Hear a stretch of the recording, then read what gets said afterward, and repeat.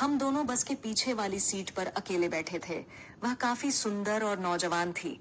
आधी रात को ठंड और भी ज्यादा तेज हो गई और मैं चुपचाप उसकी चादर के अंदर चला गया। फिर जो हुआ, हमने पूरी रात, दिसंबर 2023 की आधी रात थी, बस अड्डे पर ठंडी हवा के झोंके चेहरे को चीरते हुए गुजर रहे थे।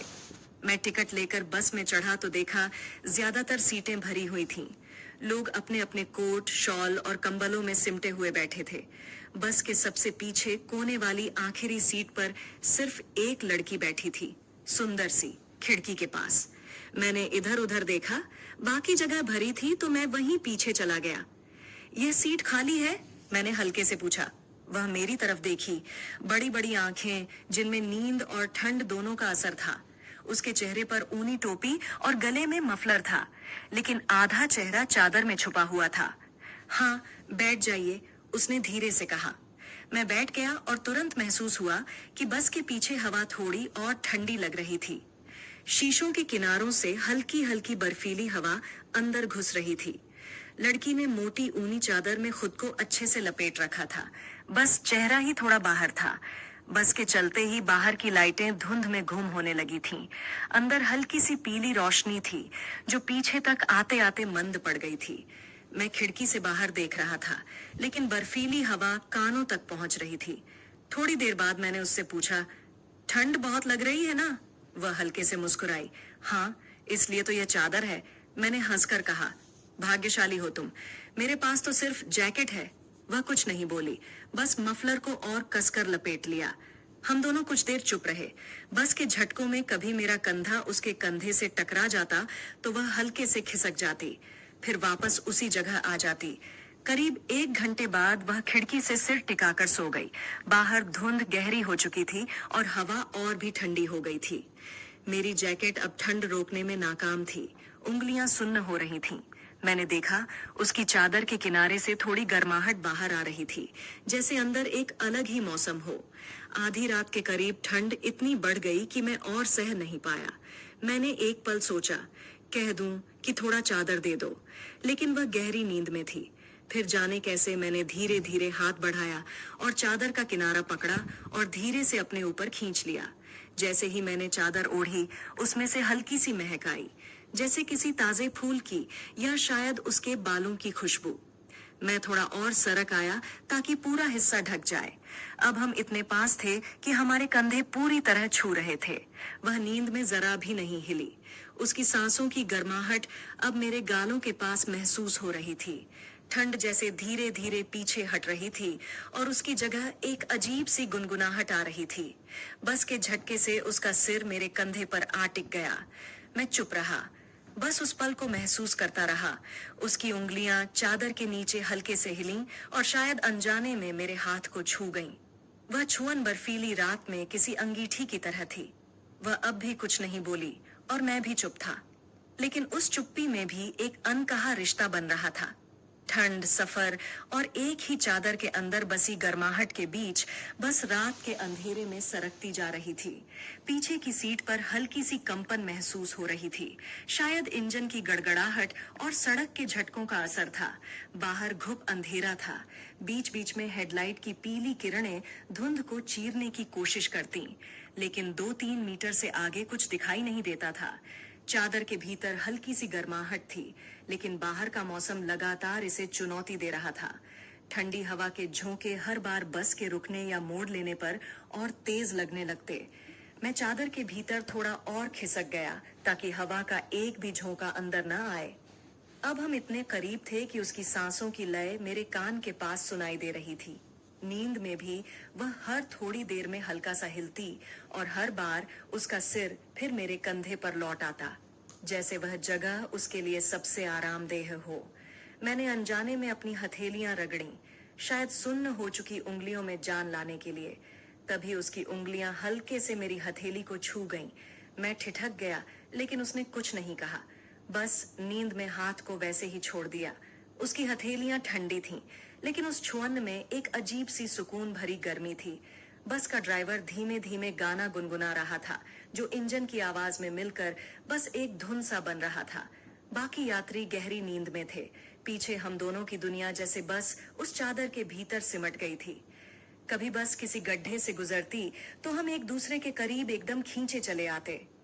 उसके बालों की नमी मेरे गाल को छू जाती और चादर के भीतर उसका कंधा मेरे बाजू से ऐसा सट जाता जैसे हम बरसों से साथ सफर कर रहे हों। थोड़ी देर बाद उसने नींद में ही हल्का सा सिर उठाकर चादर को अपने चेहरे तक खींच लिया। उसकी आंखें आधी खुली। शायद उसने मुझे पास देखकर महसूस किया, लेकिन वह कुछ नहीं बोली, बस फिर से उसी तरह सिर टिकाकर सो गई। मैं सोच रहा था, यह सफर लंबा है, लेकिन यह रात उससे भी लंबी लग रही थी। ठंड के बीच एक अजनबी के साथ इस तरह की नजदीकी, ये कुछ अलग ही एहसास था। चादर के भीतर कभी उसकी सांसें मेरे सीने से टकराती, कभी उसका हाथ हल्का सा हिलकर मेरे हाथ के ऊपर आ जाता। बाहर बर्फीली हवा थी, लेकिन अंदर जैसे किसी अंगीठी की आंच जल रही थी। हम दोनों चुप थे, लेकिन उस चुप्पी में न जाने कितनी बातें थीं, जो आंखों से कह दी जा रही थीं, लेकिन होठों तक नहीं आ रही थीं। रात के करीब 2:30 बजे के आसपास बस एक ढाबे पर रुकी। कंडक्टर ने ऊंची आवाज में कहा, चाय कॉफी 15 मिनट का स्टॉप है। लेकिन हम दोनों ने चादर के भीतर ही रहना चुना। बाहर उतरना मतलब इस गर्माहट को खो देना था। बस फिर से चल पड़ी और अब सड़क और भी सुनसान थी। आसपास कोई रोशनी नहीं थी, सिर्फ बस के भीतर का पीला धुंधला उजाला था। धीरे धीरे मेरी आंखें भी भारी होने लगी थीं, लेकिन नींद में जाने से पहले मैंने महसूस किया उसका सिर अब पूरी तरह मेरे सीने पर था और उसके बालों की खुशबू उस चादर में भर गई थी। और फिर उस सफर में कुछ ऐसा हुआ जो सुबह होने पर भी मेरे जहन से नहीं गया। बस रात के सन्नाटे में धीमी रफ्तार से आगे बढ़ रही थी। इंजन की गड़गड़ाहट और सड़क के हल्के झटकों के बीच पीछे की सीट जैसे हमारी अपनी छोटी सी दुनिया बन चुकी थी। नैना का सिर अब पूरी तरह मेरे सीने पर था। उसके बालों की हल्की नमी और खुशबू मिलकर एक अजीब सी गर्माहट बना रही थी। मेरी सांसें धीरे धीरे उसकी सांसों के साथ ताल मिलाने लगीं। बाहर बर्फीली हवा थी, लेकिन चादर के भीतर जैसे समय रुक गया हो। उसका हाथ अब भी मेरे हाथ पर था, लेकिन शायद नींद में उसने अपनी उंगलियां हल्की सी हिलाईं और वह मेरे हाथ के बीच आकर रुक गईं। मेरी उंगलियों के बीच उसकी उंगलियों की ठंडक ने जैसे मेरे भीतर एक लहर सी दौड़ गई। मैंने अनजाने में उसकी उंगलियों को हल्के से थाम लिया और वह बस उतना ही करीब रह गई। न पीछे हटी, न और पास आई। बस के झटकों में कभी उसका बदन थोड़ा मेरे बाजू से सट जाता, कभी उसका चेहरा मेरी जैकेट से। मैं हर बार खुद को संभालता, लेकिन इस नजदीकी को नजरअंदाज कर पाना मुश्किल था। करीब 3 बजे के आसपास सड़क और सुनसान हो गई। बस के बाहर गहरा अंधेरा और भीतर का पीला उजाला था। ऐसा लग रहा था जैसे पूरी दुनिया बस हम दोनों और यह चादर हो। अचानक एक तीखा मोड़ आया और हम दोनों हल्के से एक दूसरे की तरफ खींच गए। उसका चेहरा अब मेरे गले के पास था और उसकी सांसों की गर्म लहर मेरी त्वचा को छू रही थी। मैंने देखा उसके होंठ हल्के से खुले थे और नींद में भी उसके चेहरे पर एक अजीब सी मासूमियत थी। मैंने एक पल को सोचा, क्या वह जाग रही है? लेकिन उसकी आंखें बंद थीं और उसकी पकड़ मेरे हाथ पर वैसे ही ढीली थी। फिर भी मुझे लगता था कि वह मेरी मौजूदगी महसूस कर रही है और शायद चाह रही है कि मैं दूर न जाऊं। चादर के भीतर हर सांस, हर हलचल का एहसास और गहरा हो रहा था। मेरे लिए यह सफर अब बस एक दूरी तय करना नहीं था। यह एक ऐसा लम्हा बन चुका था जो शायद कभी दोबारा न मिले। कभी कभी नींद में ही वह चादर को और कसकर खींच लेती, जैसे ठंड से बचने के साथ साथ मुझे भी अपने पास रख लेना चाहती हो। बाहर बर्फीली हवा थी, लेकिन इस छोटे से घेरे में एक अनकहा रिश्ता बन रहा था। और फिर शायद सुबह से 1 घंटा पहले कुछ ऐसा हुआ जिसने इस रात को हमेशा के लिए मेरी यादों में दर्ज कर दिया। सुबह से लगभग 1 घंटा पहले बस के भीतर हल्की सी हरकत हुई। ड्राइवर ने ब्रेक दबाया था।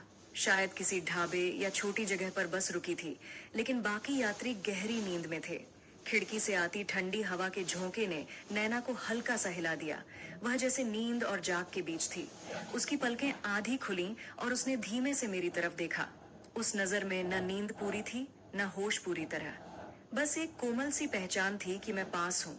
उसने धीरे से चादर को अपने कंधे तक खींचा, लेकिन इस बार उसके हाथ ने मेरी जैकेट का किनारा भी पकड़ लिया, जैसे मुझे खींचकर और पास लाना चाहती हो। मेरे और उसके बीच अब कोई खाली जगह नहीं बची थी। उसकी सांसें अब सीधे मेरी गर्दन को छू रही थीं और हर सांस के साथ एक हल्की सी बुदबुदाहट और गर्माहट का एहसास हो रहा था। मैंने अपना सिर थोड़ा और झुकाया ताकि उसकी ठंडी उंगलियां चादर के भीतर मेरे हाथ को ढूंढ लें, और जैसे ही उन्होंने मुझे छुआ, नैना के होठों के कोने पर एक हल्की सी मुस्कान तैर गई। उसने धीमे से कहा, बहुत ठंड लग रही है। उसकी आवाज में नींद की मस्ती थी, लेकिन कहीं न कहीं एक अनकहा भरोसा भी था। मैंने बस हल्के से अपनी बांह उसके कंधे के चारों ओर रख दी और उसने बिना कुछ कहे अपना सिर मेरे सीने से टिका लिया। बस की हल्की गड़गड़ाहट, बाहर का अंधेरा और यह सन्नाटा, जैसे वक्त वहीं ठहर गया था। मेरे कान के पास उसकी धीमी सांसें और कभी-कभी उसके बालों का मेरे होठों से लग जाना, ये सब मिलकर उस लम्हे को और गहरा बना रहे थे। फिर अचानक उसने अपनी आंखें खोली और सीधे मेरी तरफ देखा। कुछ सेकंड तक वह बस देखती रही, जैसे कुछ कहना चाह रही हो, पर शब्द न मिल रहे हों। फिर उसने धीरे से फुसफुसाया, सुबह होते ही शायद सब बदल जाएगा। उस एक लाइन ने मेरे भीतर अनगिनत सवाल जगा दिए, लेकिन मैं कुछ पूछ पाता उससे पहले ही उसने फिर से अपनी आंखें बंद कर लीं और चुपचाप मेरे सीने से लग गई। मुझे नहीं पता था कि वह क्या कहना चाह रही थी, लेकिन मुझे पता था कि यह रात खत्म होने से पहले यह सफर हमें कहीं और ले जाने वाला है।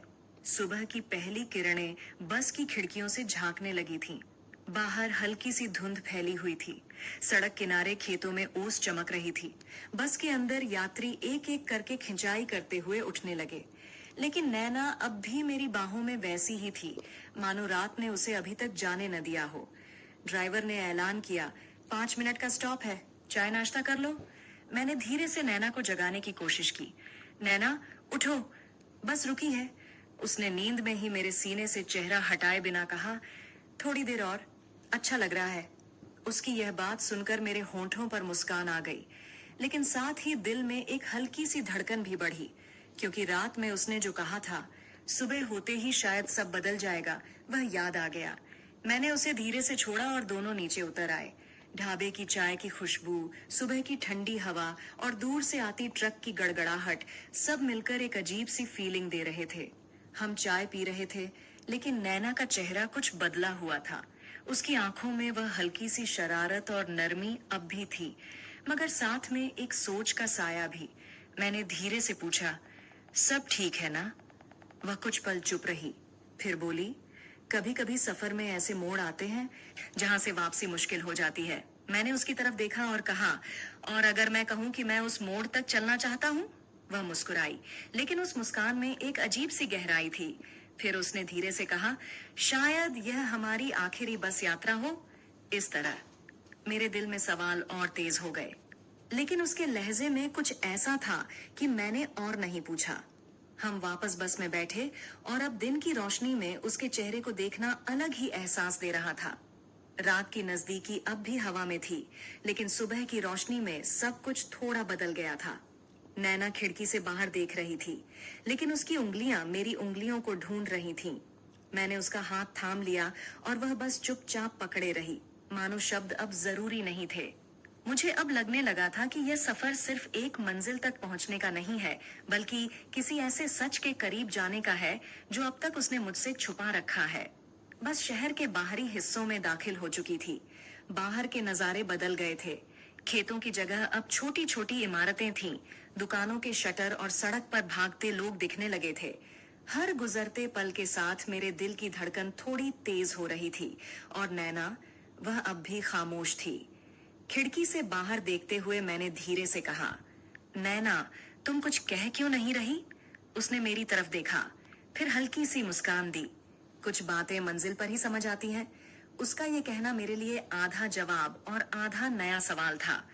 बस एक बड़े स्टैंड के पास जाकर धीमी हुई। ड्राइवर ने कहा, जो यात्री यहीं उतरना चाहते हैं, उतर जाएं। नैना ने मेरा हाथ पकड़ा, हम यहीं उतरेंगे। मैं थोड़ा हैरान हुआ, पर तुम्हारा तो घर। उसने बात काट दी, बस चलो।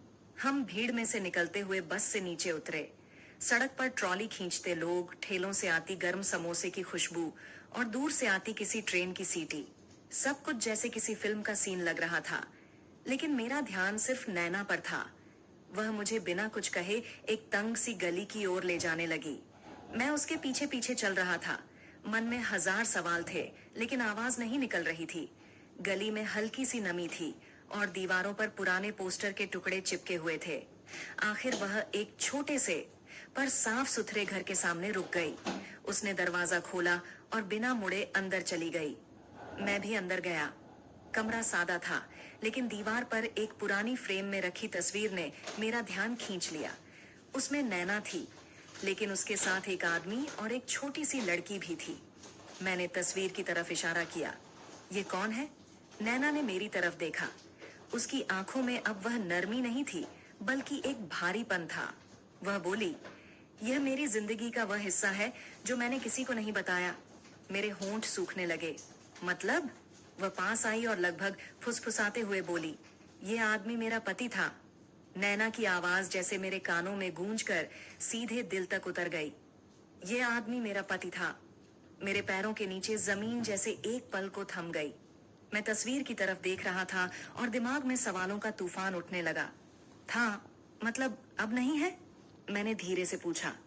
नैना ने गहरी सांस ली, फिर खिड़की की तरफ देखते हुए बोली, 4 साल पहले की बात है। हम खुश थे, या कम से कम मैं सोचती थी कि खुश हैं। मेरी एक छोटी सी बेटी थी, माया। सब कुछ ठीक था, लेकिन एक हादसे ने सब छीन लिया। उसके गले में रुकावट थी, लेकिन उसने खुद को संभाला। एक रात सड़क पार करते वक्त एक ट्रक ने उन्हें टक्कर मार दी। वहीं दोनों ने मेरी आंखों के सामने दम तोड़ दिया। मैंने उसके चेहरे की तरफ देखा। आंसू नहीं थे, लेकिन उसकी आंखें जैसे बोल रही थीं कि वह कितनी बार यह कहानी अपने भीतर दबाकर जी चुकी है। मैंने पूछा, उसके बाद? वह धीमे से मुस्कुराई। उसके बाद मैं बस जिंदगी से भागने लगी। नए लोग, नई जगह, लेकिन दिल में वही दर्द। मैंने किसी को अपने पास आने ही नहीं दिया। उसने मेरी तरफ देखा। पर तुमसे बात करना, सफर में तुम्हारा साथ अजीब सा सुकून देता रहा। मेरे पास शब्द नहीं थे, बस एक भारी चुप्पी थी, जिसमें हम दोनों की सांसों की आवाज भी साफ सुनाई दे रही थी। फिर उसने मेज पर रखा एक लिफाफा मेरी तरफ बढ़ाया। यह तुम्हारे लिए है। मैंने लिफाफा खोला। उसमें एक चिट्ठी और एक पुरानी ट्रेन की टिकट थी। टिकट पर तारीख वही थी जिस दिन हम पहली बार बस में मिले थे। चिट्ठी में लिखा था, अगर तुम यह पढ़ रहे हो तो शायद मैं तुम्हें अब तक सच बताने का साहस जुटा चुकी हूँ। मैंने तुम्हारे साथ सफर में यूं ही नहीं मिलने का फैसला किया था। मैं तुम्हें जानती थी, बहुत पहले से। तुम मेरे पिता के सबसे करीबी दोस्त के बेटे हो। एक बार तुम बचपन में हमारे घर आए थे और मेरे पिता ने तुम्हें अपनी बेटी की कसम देकर कहा था, अगर हम न रहे तो इसका ख्याल तुम रखना। मैं बस यह देखना चाहती थी कि तुम उस कसम के काबिल हो भी या नहीं। मेरे हाथ कांपने लगे। मैंने उसकी तरफ देखा तो यह सब एक इत्तेफाक नहीं था। नैना ने सिर हिलाया।